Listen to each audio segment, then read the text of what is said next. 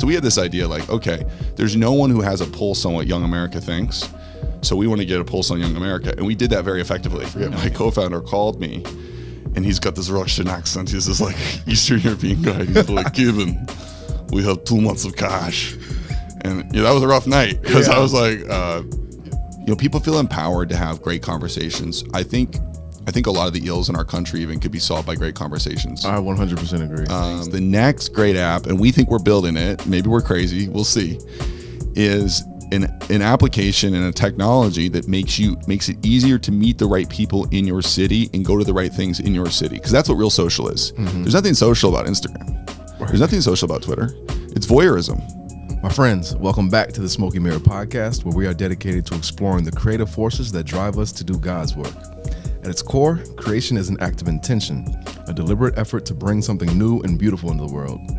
I'm your host, Jordan Jones, and I'm passionate about sharing knowledge and inspiration to help the next generation of creators make their mark on the world. Join me as we delve into the minds and hearts of artists, entrepreneurs, and other creators who are working to shape our culture and inspire us all. Today, I'm joined with Kaben Clauson, an entrepreneur and business leader who is currently building a company called Base in the community building space. He previously co-founded Pigeon Loans, a YC-backed startup, and at least one other company, right, Kaben? Mm-hmm. Yeah, one other. Awesome. Well, I really appreciate you for coming on the show, man. This is really dope. I first met you through Shrimp Society, which, if people don't know, that's basically like an organization for people who run startups in Miami. And so I got involved with that because I wanted to meet people like Kaben.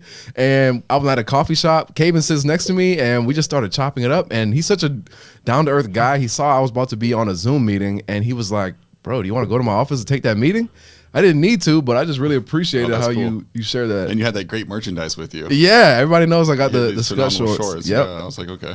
Absolutely. So thanks, man. Can you tell me about like how you got started into like being an entrepreneur? Because you told me you were a bit of a troubled kid. Yeah, no, I grew up in South Africa as a child. Then I moved up to Alaska. I grew up in a family where, my dad had that old school entrepreneur in him, right? Mm-hmm. So I remember being 15 years old, Jordan, and he's like, man, this kid doesn't know how to work hard. So he calls his buddy who runs his construction company. And it's even illegal for someone to work like construction when you're 15 years old. And he's like, hey, this kid doesn't know how to work hard. Put him out there and get him a shovel. So that was like the first time. That was my first experience in work. And that was what, a lot of jobs in life and a lot of jobs for people in America are really, really hard jobs. And for me, I ended up going to school. I went to college. I was kind of lost in college. I didn't really know what I wanted to do. I kind of had this entrepreneurial bug, or there was something like kind of pushing me to want to do something creative. I didn't know what I was doing. So I took a lot of crappy jobs after school. Mm-hmm. And one day, and I think a lot of people come to this point, it was like, you know what, you gotta jump in the deep end. Yeah. You gotta jump off the cliff. Yep. And it's scary because, you and I both have friends like this. When you're making money in corporate America or you're making money doing something, maybe you don't even love doing it, but if you're making good money, you get addicted to it. It's like a drug. It's really hard to go back to where you felt like you were before. So I jumped off the deep end. I took all the cash I had. I put it all into a prototype of an app that ended up becoming True Public. That project didn't even work out, but it did work out in the long run because what it did was it kind of showed me like, you know what? Everyone who does we look up at a lot of these creatives and business people and all types of people, musicians, actors, all these people that have reached for it. They're just normal people at the end of the day. But the difference is they had some kind of, they had to take that leap, so that was a big moment for me. And ever since then, I just keep trying to build things. I'm going to keep doing it till I die. That's awesome. So wait, tell me about that first company you started. It was an app called True Public. True Public. It was a pretty crazy idea. I love to read a lot about like what's going on in society and like these big trends that are happening. And one is, I saw this political polling thing going on, like when they're trying to predict like who's going to win an election. Mm-hmm. And, the way they do those is they call people on the telephone. Yeah. Right. No one answers the telephone anymore for anyone they don't know. I mean, this has been known, especially young people. So we had this idea like, okay, there's no one who has a pulse on what young America thinks. So we want to get a pulse on young America. And we did that very effectively. And I think this is a good lesson for entrepreneurs. It's like, just because your product is even popular, we had a lot of people using the product. There was no there. There was no like business model, right? And unfortunately, in a capitalistic society, right, you can't just, your project has to come back to you in some way. But it was a great experience. I learned a lot about, building teams, marketing. I learned a lot about kind of facing down some demons too, because there were times I'll never forget, my co-founder called me and he's got this Russian accent. He's this like Eastern European guy. And he's like, Kaben, we have 2 months of cash.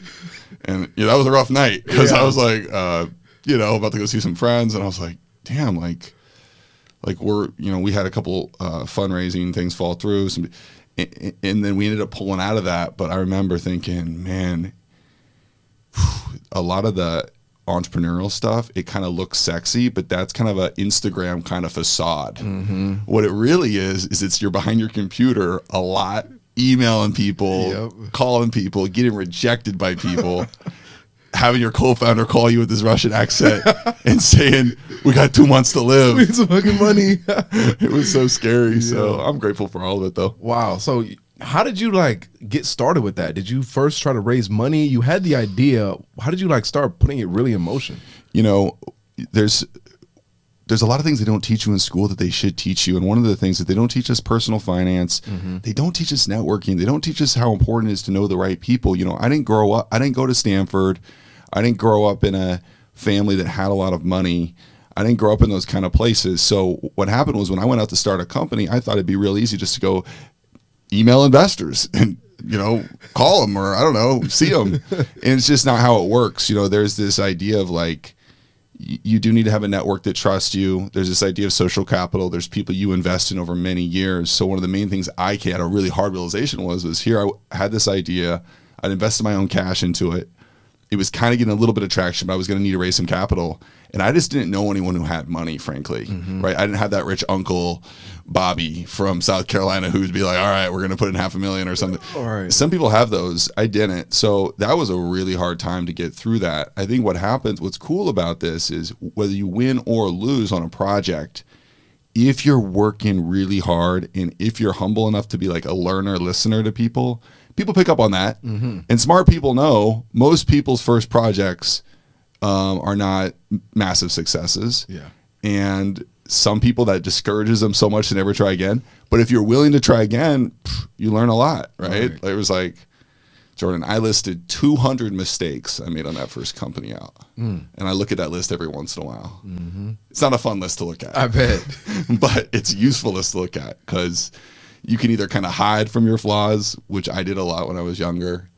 But now I'm just like, okay, I know what I'm good at.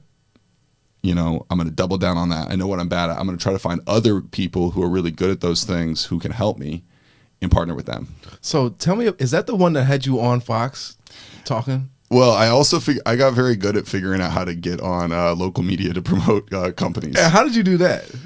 Dude, and that was so scary because what happened was we hired a guy at True Public named John, and he had a media background, and he did me a solid and got me booking with Good Day Chicago or Good Morning Chicago or one of those.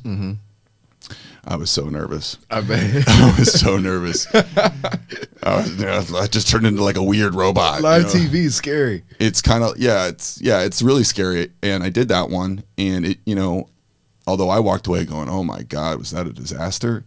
They were like, okay, that was good. You could do it again. So I started doing more and more. And then what kind of happened there was, it's like a lot of things in life. Life is really hard without momentum. And then it gets really almost easy with momentum. So once we had, people thought it was like a good story to cover, because we had all these interesting insights on what's going on in America. So I'd come on and they'd be like, okay, Kaben's here, Kaben from True Public. You've got some interesting insights on what's going on with like, depression or anxiety with people, or what's going on in the dating world, or what's going on with consumer habits, or how people are thinking about politics. So we always were ready with like whatever was in the news, we could kind of speak upon. And I don't know, man, it just became kind of natural for me, to do that. And that was a great marketing vehicle for us. So yeah, I've been able to just repeat that a few different times. And that's kind of a funny thing about marketing I'm realizing is, everyone has their, I'm a big believer in like authenticity is a good selling point. Yeah. There's so much fake stuff in the world, like people that are authentic can really win. So I think every type of person is a marketer in a way. Yeah. Every person, they don't even realize it. If you have a Twitter and an Instagram, if you have any online presence at all, even what you wear day to day when you get out of bed, you are, whether you know it or not, creating something. And the more I think authentic that is, the more that makes sense. So doing those was authentic for me because I enjoy working with data. I enjoy explaining those stories. And, you know, I did do the talking head thing though. It was pretty greetings, citizens. I was saying to you earlier, greetings, citizens. I always wanted to come on there and just say something wild, but I was always too scared. Like walk around the buzzer or something. It's live. It's live. It's live, right. No, dude. One time I called into CBS New York and my Wi-Fi was going out or it wasn't good. Mm-hmm. And now the Wi-Fi going bad on like a regular call is one thing, but when you're live on the news, so I couldn't hear what she was saying. So I would say my little bit and then I'd pause and I hear in my earpiece just a bunch of mumbo jumbo, and I'd have to I was like guessing what she was saying. Yeah. Like, oh yeah, okay, and that was a terrifying. So you just stay composed and just made it up. I don't know how I do it because I'll tell you, my sister's a public speaker. She's a phenomenal speaker. My dad is as well. My dad was a pastor for a number of years. Like, you know, those kind of people, they're good at getting on stage. What I learned that was so fascinating is when you go and look at the best speakers in world history, like people that, you know, were phenomenal, you know, whether they were politicians or actors or just people that knew how to give a great toast at a wedding, oftentimes those people do have a lot of nerves, right? We think of those people as they don't have any nerves. Actually, those nerves, if you can harness those nerves, you then become a much better speaker, actually, than the person who has no nerves. The person who has no nerves is like the boring professor you had, who just goes up there, hey, everybody, how's it going? You know, just they're very monotone. The nerves kind of like ratchet up your energy, right? If you can contain it, you know, if you can contain it. So it's kind of a thrill, you know, I think. Yeah, I'm glad you said that. That's a nice segue into that organization that I was actually a part of, that public speaking like club. That was going really good until COVID, right? Like I was really enjoying that. I think, you know, I think it's so important today more than ever. I think people, especially this next generation, sometimes people are scared to share their voice in front of a group of people. And it is scary because it's like, you know, it's like evolution, right? Like we are part of these tribes and we don't want to be judged and rejected by people. Right. And you feel like you're just up there and you're so exposed. And you know, I've got some friends, dear friends of mine, incredibly talented, successful people. Some of them are very introverted. They have real social anxiety, and it hurts them. It hurts them a lot in their dating lives. It hurts them professionally, hurts them personally. So what was cool about that was we were trying to make something really accessible for people where you can just get some live fire. Yeah. You know what I mean? We did those, right? Where we do like improv things and we'd have people do like quick speeches and we'd like review speeches. And the idea was, I'm a big believer in exposing yourself to fear, right? It can be a great thing to just like break through that, you know? And I think the more you do something that's scary, it becomes smaller and smaller. Like I saw this interesting thing, Jordan, where like some people are deadly afraid of spiders. Are you? I used to be. I'm still freaked out by spiders, but not as much as some people. But some people like literally have panic attacks if they see a spider. Yeah. So if they're trying to cure this, they'll put a spider across the room and just make them be in the same room as a spider for a while. And you do that for a while, and then you can move the spider closer. And they've proven in like, you know, kind of study settings that you can then eventually get the spider sitting on someone's shoulder who is previously completely petrified. So similarly, I think there's a long way between having the social anxiety to approach, you know, a guy or a girl at a bar or a party and say hi romantically, all the way to giving the State of the Union address. But that's all the same path. You just got to go to the next thing that scares you. You know what I mean? Yeah, it was definitely helpful for me because, it was like a group of like 12, 13, 20 people. And when you just... Sorry, there's a fly. I had to swat it. And when you're just talking to people, kind of giving... you. That fly juked you, man. It did. He was like, Deion Sanders. When it's like people who you don't know and you're just asked to give a random speech about something silly, it's kind of like your fear of being embarrassed and making a fool out of yourself, it just goes away. And so you feel a lot lighter when you're going to talk to somebody where it might actually matter. Dude, I used to take myself way too seriously. Yeah. Forget all that. The truth is we're all going to be dead relatively soon. Exactly. And no one's thinking about us. You know, the thing is, I had a friend call me. He's like, man, what's everyone thinking? I'm like, I hate to break it to you. They're not thinking about you or me. I don't care. They don't care about either of us. They're thinking about themselves unless they're talking to us at that very exact moment. Literally. And I think people don't think that. Like, I didn't think that for years, and I was self-conscious about these things, and it kind of just like weakens you because, you know, and you're right. It's good to be.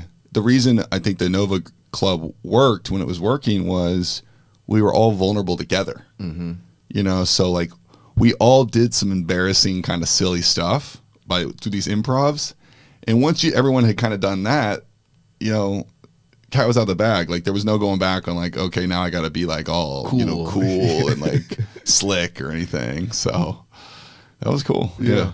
So I think that's a nice segue back into the entrepreneurial space. How do you think the public speaking has really helped you create companies and organize people? Well, you know, I think it's helped in some ways. I wouldn't say it's been the most helpful thing. Like it's a good skill, and it's something I hope to use even more in later life. And I'm a big believer that like everything you're doing today isn't about your main thing, right? Like I'm reading about, you know, I've got a group of friends. We have a book club. We're reading about different things. Those don't have anything to do with our current companies or anything we're involved in, but we're going to live lives into our 40s, 50s, 60s, 70s, and we're going to need to be people that can, you know, help lead in those eras on totally different planes. So I really think public speaking, though, is generally good, because if you're confident in yourself, you can get over one of the biggest hurdles, and that is being able to communicate an idea to someone clearly. Yeah. You know, it's really an underrated thing. My sister's an entrepreneur as well. She does a great job, such a crystal clear communicator in exactly what the thing does. I have friends, close friends. They'll call me. They'll tell me about their startup. I'll be like, I have no idea what this does. Like, what is this? Like, I don't know. I'm wishing you luck. You're like, who should I meet? I'm like, I don't know. I don't know what it does. And that's natural, though, because, you know, even with the current company we're working on now, Base, one of the dangers is, we're working hard, right? We're working weekends, late nights, all the time. We have a big dream, but you get so close to the problem, you know? I've heard this happening with like writers who write a novel, or like directors who are making a documentary film. Sometimes you get so close to it that you're not seeing it from new eyes. So that's why bringing in other people, you know, can help you, like give you that new perspective. You know, because if you're working on it day after day after day, well, you kind of think some of the stuff's obvious. Right. So, you know, that's why getting really good at explaining things concisely is probably one of the best benefits of public speaking. So let's talk about Base, because it sounds really fascinating. So what you're trying to do is create a platform to organize communities? Well, look, so there's a huge problem in society today, and it's very underrated. Community has been dying in America since the 1970s. What's community? Community is like gatherings of people who gather time and time again around a shared common goal. Traditional communities were the church, right? All different denominations. Those were big communities in America through the last 200 years. Those are dying, right? There was alumni networks that are less popular. We used to have a lot more bowling clubs and things going on. All the data shows now that Americans spend three times more alone time today than they did 30 years ago, right? So people are just alone a lot more. Why is that?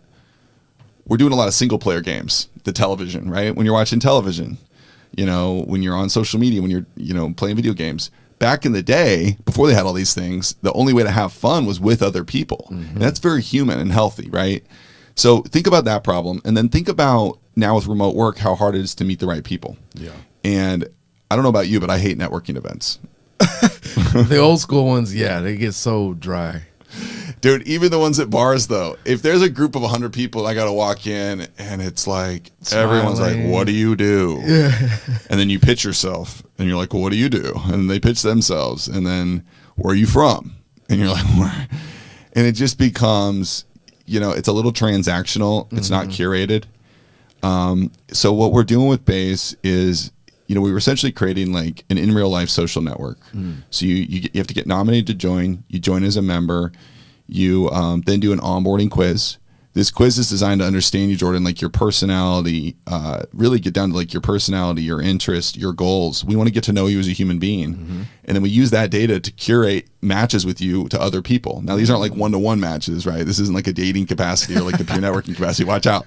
And but what you're being curated to is social experiences, i.e. like a wine tasting, a dinner, like something in nature.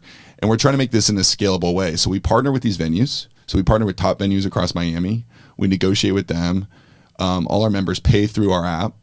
Then you get curated to these experiences, and people love this because I think the best way to meet new people is like think about like an amazing curated dinner with like 8 people, and we know you're going to click with all of them because we understand you and we understand all of them and what they're after. And you get put together with these people, and it might not just be people in your in your profession. You might sit next to an architect, a politician, a scientist, a musician, a graffiti artist.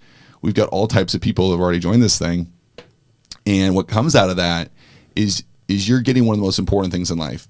The people you surround yourself with professionally and personally, nothing more important. Not just to success, but to your own just happiness and joy. So we're just being very proactive, because what we're saying is ambitious, successful people typically have less time, right? They're busy, and they have a higher bar for who they spend time with. So making it really intentional is going to be really good. So the way Base works is every Monday you get your invites of the week. These are curated experiences designed for you. You RSVP, you pay through the app, you go to these. We have a cool feedback system we call awards. So after every experience, we don't want you like rating people, because I don't want you to get like thumbs down me or something. Right. Kaben sucks. Kaben sucks. 1 star. And I'm like, oh God, no. We don't want to do that. It's a little Black Mirror. Yeah. Instead, we have awards. So you can be like, we've got a few, right? You can drop in like, best storyteller, best conversationalist, boom, boom, boom. We use that data to keep learning on, okay, here's who Jordan, these are the kind of people Jordan wants to meet. And you can let Base know, look, I'm trying to meet other creatives. I'm trying to meet other people in the arts, or I'm trying to meet people from the business world, or I'm trying to meet a mystery of people, or whatever it might be. We're trying to create that. It's a difficult company to start, but I do think the next great social network will not be another pure play app. It'll be in real life. Yeah, it's not going to be another pure play app. Dude, everyone's burned out on these things. So burned out. Everyone's burned out on these things. The next great app, and we think we're building it, maybe we're crazy, we'll see, is an application and a technology that makes it easier to meet the right people in your city and go to the right things in your city. Because that's what real social is. There's nothing social about Instagram. There's nothing social about Twitter. It's voyeurism. Like, would it be healthy if you were holding binoculars and watching a beach party from 100 yards all night? Would we say that's normal? No, we'd say that dude's struggling, or something weird's going on, and we got to call the cops or something, right? But that's what we do on Instagram every day, is we just stare at people. So I'm like, we don't want you to just be like watching what other people are doing. You'll never see photos on Base. You'll never see, there's never a feed. There's never a post. There's never likes. All it is a simple service to help you meet the right people in real life. That's awesome, especially after the pandemic, where everyone's been locked in their house all day. Oh, tell me about it. And I tell people all the time, like when it comes to even just like dating, but just meeting new people in general, it's like, where do you go to meet quality people? It's tough. I mean, that's the thing, that we don't have places designed for that. Yeah. So we're trying to be the answer, and we're gonna have to learn a lot. I mean, this is a hard business because we're dealing with human beings. Human beings are a little trickier than software. Right. Software is easier to control, but at the same time, like, I've been blown away by the response from people on this. People feel empowered to have great conversations. I think a lot of the ills in our country even could be solved by great conversations. I 100% agree.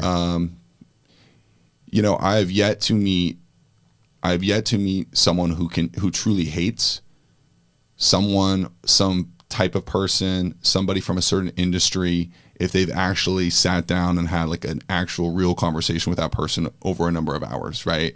Problem is we don't often, and that's going to be something that's going to be cool to see. And I mean, we're launching it in Miami now. We're growing here really fast. And then we're going to probably go to Austin, Texas for our second city. The more transient the city, Jordan, the better it is as a launch city, because who's the best customer of Base? The best customer of Base is like that guy or girl. They've been doing cool stuff. They've been living in New York or San Francisco. They're new to Miami. Now, you and I have been here a little bit.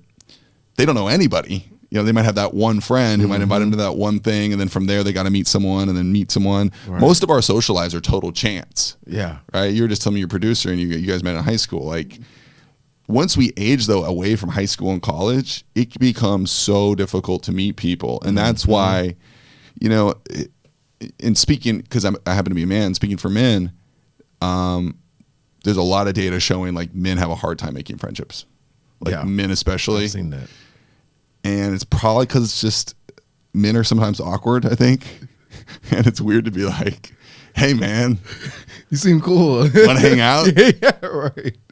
Want to hang out again? You know, it's like, I feel weird. So I don't know. Like, I think we need to, you know, help all types of people in this case. But I think men could especially benefit from having more close bonds, friends, network connections, stuff like that. Yeah, no, I 100% agree with that hypothesis, and I'm interested to see how it goes. And I honestly want to get involved too. If people want to get involved, what should they do?